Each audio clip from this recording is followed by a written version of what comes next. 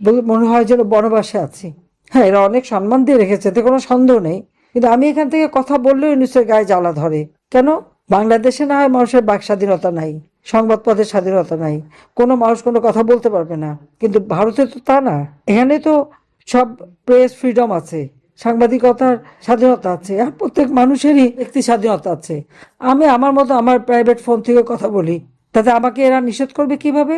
কেন করবে? তো তারা নির্বাচন দিয়েছে, নির্বাচন দিয়ে কোনো দলকে কাজ করতে দেবে না।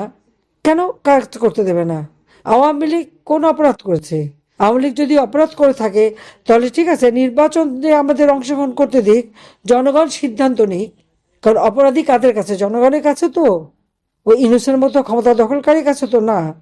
তো জনগণের কাছে আমরা যাব, জবাবদিহি করব। জনগণ যদি আমাদের ভোট দেয় আমরা নিশ্চয়ই আছি, না দিলে নাই। জনগণকে এই অধিকার দেবে না কেন? আওয়ামী লীগের নির্বাচনে অংশগ্রহণ করতে না দিয়ে জনগণকে কেন বঞ্চিত করা হচ্ছে? তারা যাচাই করে নিক, তাদের কাছে আমাদের জবাবদিহি। যদি তাদের জন্য ভালো করে থাকি অবশ্যই জনগণ আমাদের ভোট দেবে, আমরা জয়ী হয়ে যাব। আমি জানি দেশের মানুষের আস্থা বিশ্বাস আওয়ামী লীগের উপর আছে। দেশের মানুষ জানে বাংলাদেশের যদি কোনো উন্নতি হয়, দেশের মানুষ যদি ভালো থাকে, শান্তিতে থাকে, নিরাপদে থাকে, আর্থসামাজিকভাবে উন্নতি পায়, জীবন মান উন্নয়ন হয়, সেটা সেটা একমাত্র আওয়ামী লীগই দিতে পারবে, সেটা তারা জানে। এবং নির্বাচন দিলে ইনশাল্লাহ আওয়ামী লীগ জিতবে, এটা জেনেই আওয়ামী লীগকে ইলেকশন করতে দেবে না। এটাই হলো আসল কথা। আওয়ামী লীগ হলেই শাস্তি পেতে হবে যারা বলে, তাদের একটা কথাই বলবো আমি, আওয়ামী লীগ এই ধরনের আঘাত অনেকবারই দেখেছে, কিন্তু আওয়ামী লীগকে কেউ শেষ করতে পারেনি, শেষ করতে পারবে না। আর একদিন একদিন দিন ফিরে আসবেই। এবং যারা এইসব কথা বলছেন আর এই আচরণ আমার নেতা কর্মীর উপর করছে, এবং যারা অত্যাচার নির্যাতন করছে, তাদের অত্যাচারে ঘরে মা বোন ছেলে মেয়ে শিশুটা পর্যন্ত রেহাই পাচ্ছে না। এদের হিসাব পাই পাই করে হিসাব নেওয়া হবে, এটা হলো বাস্তব। দিতে হবে, এটা প্রকৃতির নিয়ম। কাজে এই কথাটা তাদের মনে রাখা উচিত, যে আচরণ করে যাচ্ছে এটাই মনে করলো শেষ করে দেবে আওয়ামী লীগ।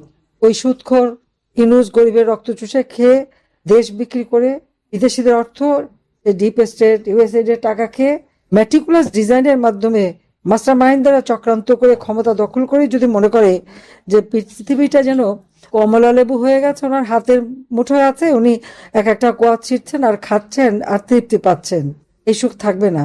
এটা আমি বলে দিচ্ছি। একদিন দিন ফিরে আসলে প্রত্যেকটা জিনিসের হিসেব নেওয়া হবে, এটাই আমার কথা।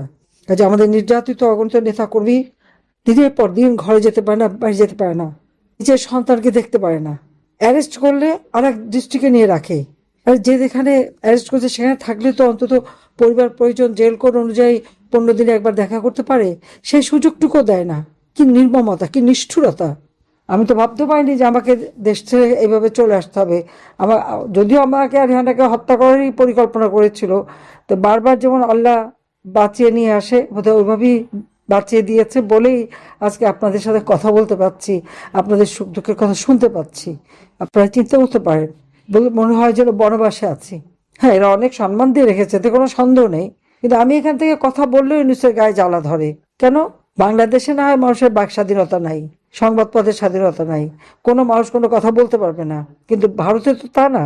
এখানে তো সব প্রেস ফ্রিডম আছে, সাংবাদিকতার স্বাধীনতা আছে, আর প্রত্যেক মানুষেরই ব্যক্তি স্বাধীনতা আছে।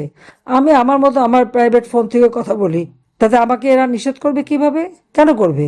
আজকে আওয়ামী লীগকে খুন করে, আওয়ামী লীগের নেতা কর্মীদের সম্পত্তি ধ্বংস করে, আওয়ামী লীগকে নিঃশেষ করে দিয়ে যারা মনে করছে যে আওয়ামী লীগ শেষ হয়ে যাবে, আওয়ামী লীগ শেষ হয়ে যায় না, শেষ হয়ে যাবে না।